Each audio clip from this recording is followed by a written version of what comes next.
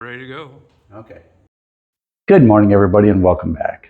Last week we talked about replacing the jets in a Predator carburetor and upping the size just a little bit in order to get more bottom end torque out of it. And I tell you, that really works like a charm. You do get some bottom end, and it's only like a $7 or $8 change. So today we're going to spend just a little bit more money, and we're going to see if we can't get a lot more power out of it. Some people would call this a stage one, but I just consider it an upgrade. An exhaust pipe can make a huge difference for performance because you can only put as much air and fuel in the engine as you can get back out the tail. So I prefer the little straight pipe because it's really low profile, it's short, and it'll fit just about anything, but it's loud. If you're running around in your neighborhood or someplace where noise is a factor, you can get one of these that offers a screw-on muffler.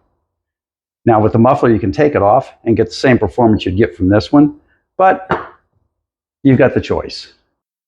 Next up is a carburetor that allows you to adjust the air-fuel mixture and run a bigger jet. Now I put 90 jets in this and the emulsifier for a 90 jet, and if it's a little bit rich, I can turn it down here. And of course, a cold air system. You can't live without that. So let's get this all on the motor. We're going to start off by replacing the exhaust. And it's a pretty easy change. It's literally 2 volts and off you go. Well, usually. There we go. Easy peasy. And that's it. Now this is a brand new motor, so the stock gasket is perfectly good. It's just a matter of adding our new pipe. There we go. Now most of these kits will come with a set of studs. With a set of bolts in case you can't get to that bolt. But in our case we can, so there's that one. Let's grab a wrench for the other one.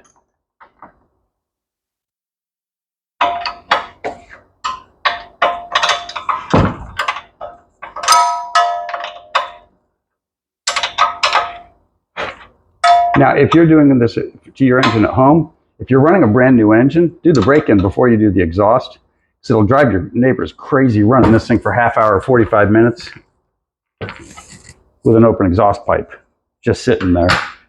And I don't like to do the break-ins while the engine's in the vehicle.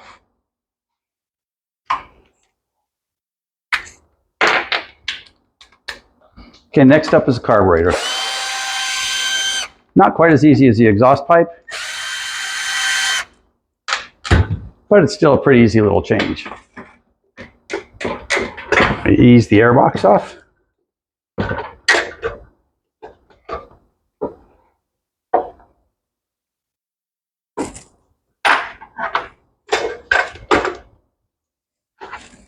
Okay, you're going to get the little clip that holds this on.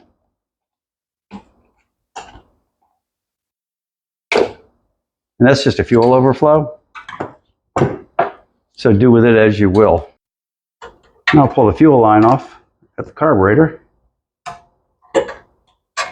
And most kits will come with new lines and new clamps and everything. But in this case, it doesn't really matter. If you're doing this on a motor that's already been running, drain the fuel first, or you're going to have a mess here. Now for your linkage, remember, take the carburetor halfway off, and it slides right off. And use care not to bend the spring up. If you bend the spring up, go ahead and buy yourself a new spring. Okay, next up we're going to pull the studs out of the motor.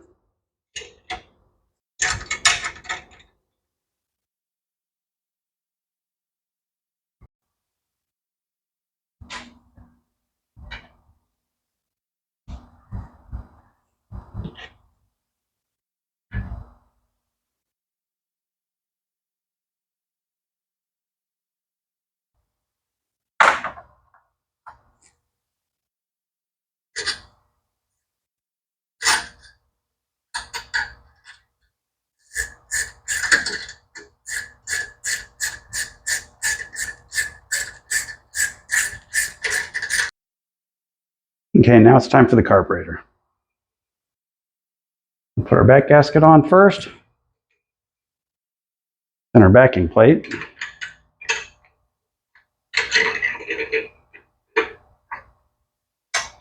Let's get our linkage out of the way. Get our lines in place. Okay, let's get our new gasket in place.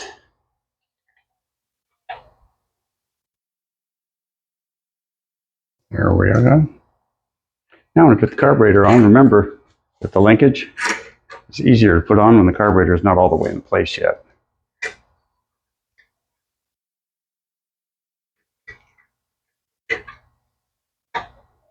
There we got that. Now we can slide it on the rest of the way and do the fuel line. We'll do the spring last.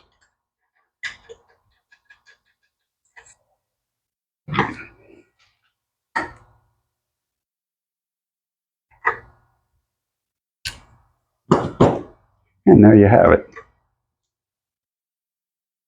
Let's very carefully get the spring in place. Be careful not to stretch the spring out.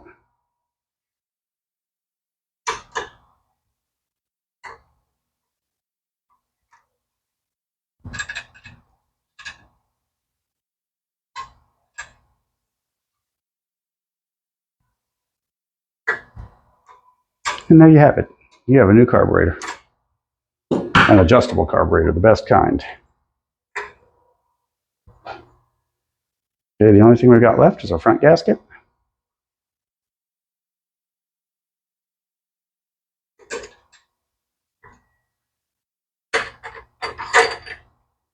Oh.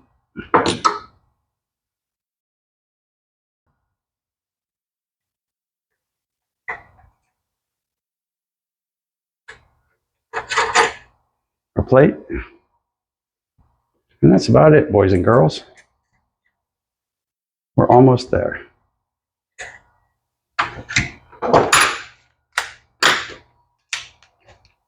And you'll see an exceptional difference in this engine when it starts up next time.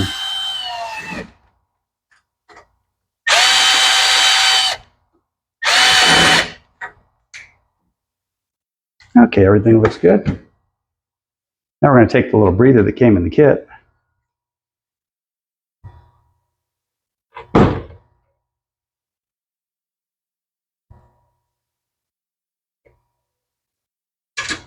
It takes care of that, and add the air filter.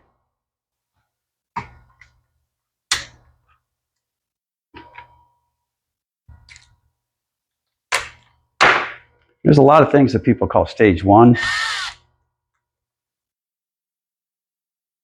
The stage one is really getting more air in, more air out. So for this project, we spent $15 for the exhaust pipe and $40 for the carburetor. Now this is a race carburetor where you can adjust the air-fuel mixture, which allows you to run a much larger jet in the engine and tune it to what you prefer. We're running a 0.09 jet, which is about as big as you want to go, but we can adjust it down just a touch if we have to.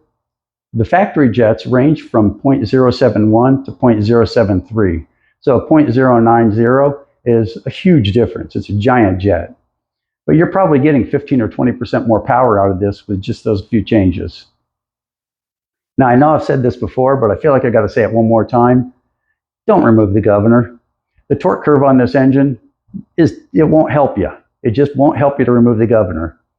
You can adjust the governor here and take it out to its maximum, and you'll get about 4,400 RPM out of the engine, and that's beyond the horsepower and the torque curve anyway, so that's really all you need. So, thanks for watching, and don't forget to subscribe. We'll see you next time.